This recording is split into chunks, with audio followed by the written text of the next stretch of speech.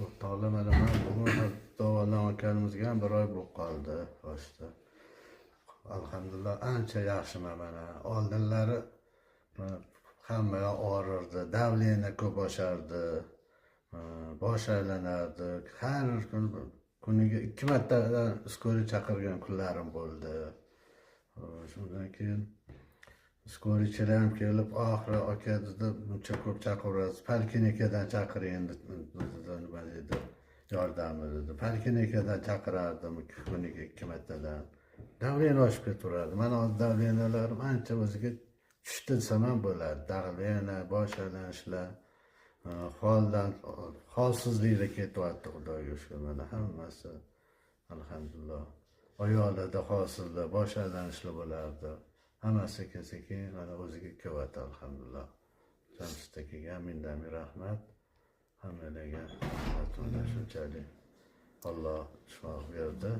Avvalambor Allohdan bundan ham yaxshi davolanib ketishimizga Jamshid aka sababchi bo'ladi, Xudo xohlasa bundan keyingisiga.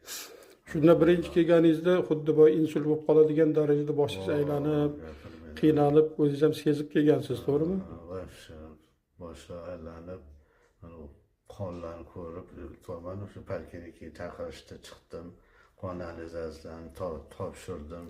Ko'rishib qo'rqib ketishdi qonimni.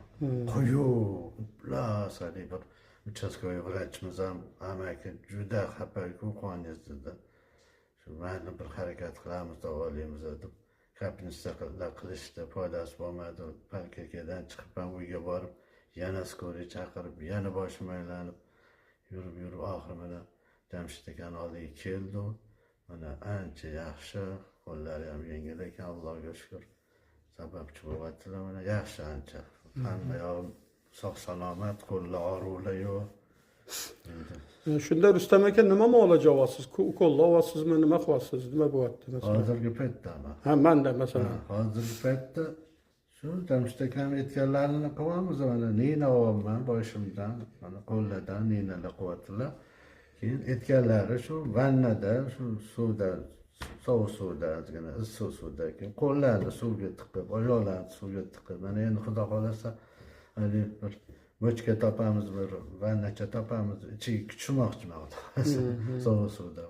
O geronoterapiya deyiladi, o'sha suv bilan davolanish. Bu yana ham organizmdagi qon aylanishlarini yana mustahkamlash, sirkulyatsiyasini yana me'yorga keltirish tufayli. Chunki miyada asosan mana qavat-qavat tromblar bo'lib ketganda, shuni hisobiga qulog'ingiz masalan shang'illab, boshingiz qum bo'lib, yomon xayollarga